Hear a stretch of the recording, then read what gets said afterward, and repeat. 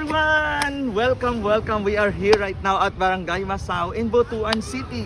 And don't you know, because you all know that we love history of our country. And look at this.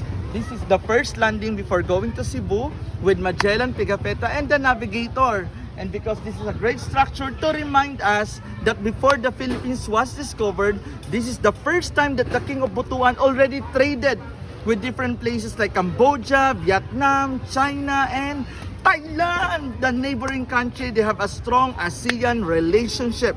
And look at this, because Butuan is a good training ground and trading for a barter system, and because this is an open sea, they come in and out of our country. And this is very historical because Magellan came here first and it was discovered long time ago. So what are you waiting for?